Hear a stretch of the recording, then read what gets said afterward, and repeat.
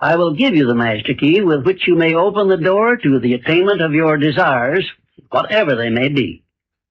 The exact moment when I will deliver this master key to you will depend entirely upon when you are ready to receive it.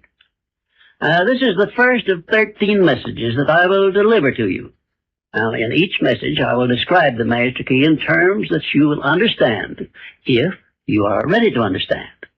And now I shall give you the first cue as to the nature of the great master key which has been responsible for all the great successes in every calling, in every part of the world. Please listen carefully to what I have to say, because you may discover the secret of the master key in this first visit. You may get your first cue as to the nature of the great master key when I tell you that psychologists have discovered a natural law which is the very foundation of all personal successes.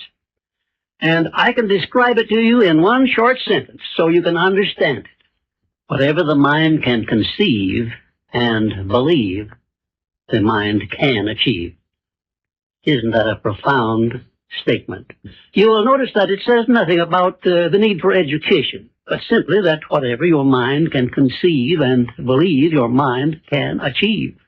Now, if you want evidence that the mind can achieve whatever the mind can conceive without the benefit of formal education, you only have to remember that Thomas A. Edison conceived the idea of becoming an inventor and lived to become the world's greatest scientist in the field of invention, with only 3 months of common school education. When I first heard Andrew Carnegie describe this natural law, which makes it possible for you and I and everyone else to write his own price tag in life and attain it, I became so enthused over it that I began to search for the power back of it, and my curiosity led me finally to the discovery of the master key, which I shall reveal to you if you are ready to receive it. My search led me to the study of the spiritual forces with which all of us are blessed. And it was in this field that I came upon a clue which has enabled me to help millions of people to find their earthly destinies. I want to describe my discovery in the simplest terms possible, because it will reveal to you why it is true that whatever the mind can conceive and believe, the mind can achieve, regardless of how many times you may have failed in the past, or how lofty your aims and hopes may be. I caught my first fleeting glimpse of the profound law which provides the means by which we may choose our own purpose in life and attain it, while I was being coached by Andrew Carnegie during the organization of the Science of Success philosophy. I had just finished telling Mr. Carnegie that I feared he had chosen the wrong person to give the world the first practical philosophy of personal success, because of my youth, my lack of education, and my lack of finances. Well, at this point, Mr. Carnegie delivered a lecture that I shall never forget, because it changed my entire life and paved the way for my helping to change the lives of millions of people, some of them not yet born. Let me call your attention to a great power which is under your control, said Mr. Carnegie, a power which is greater than poverty, greater than the lack of education, greater than all of your fears and superstitions combined.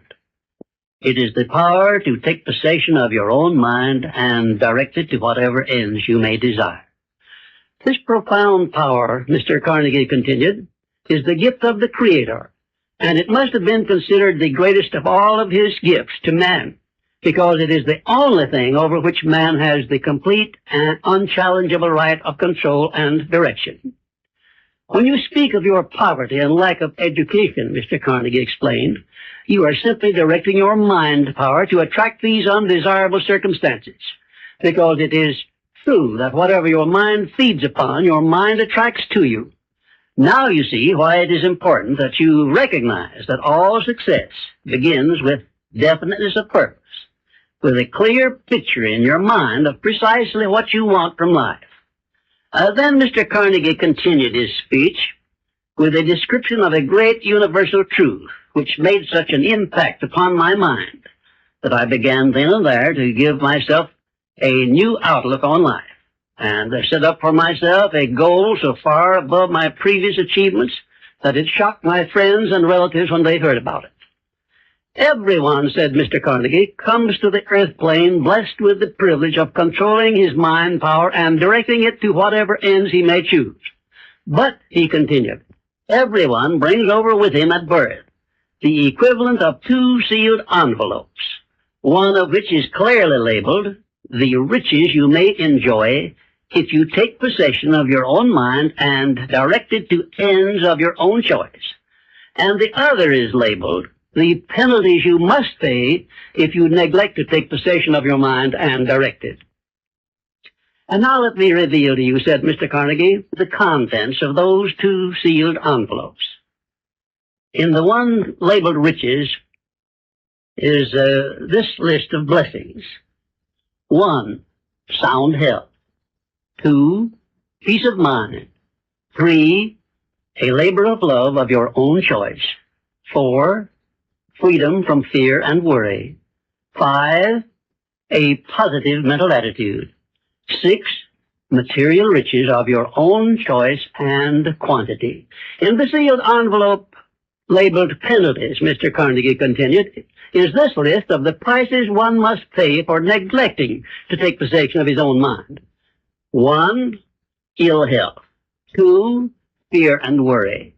3, indecision and doubt. 4, frustration and discouragement throughout life. 5, poverty and want. 6, and a whole flock of evils consisting of envy, greed, jealousy, anger, hatred, and superstition. Now, my mission in life is to help you and everyone who needs my help to open up and use the contents of the sealed envelope labeled riches. And the starting point from which you must take off if you wish to write your own ticket from here on out for the remainder of your life, I will describe for you in these simple instructions. 1, procure a neat pocket-sized notebook, or something on the order of this one here, loose leaf affair. And on page 1, write down a clear description of your major desire in life, the one circumstance or position or thing which you will be willing to accept as your idea of success.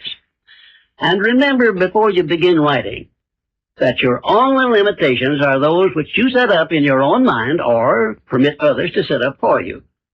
And 2, on page 2 of your notebook, write down a clear statement of precisely what you intend to give in return for that which you desire from life. And then start in right where you stand now to begin giving. And 3, memorize both of your statements, what you desire and what you intend to give in return for it. And repeat them at least a dozen times daily. And always end your statements with this expression of gratitude for the blessings with which you were gifted at birth. I ask not, O divine providence, for more riches, but more wisdom with which to accept and use wisely the riches I received at birth in the form of the power to control and direct my mind to whatever ends I desire. If you are not too successful or self-satisfied to accept and express this profound prayer, if you accept it and express it in the same spirit of humble sincerity in which I pass it on to you, a new and a better world will reveal itself to you. A world in which you will see reflected the circumstances and the things which you yourself have created.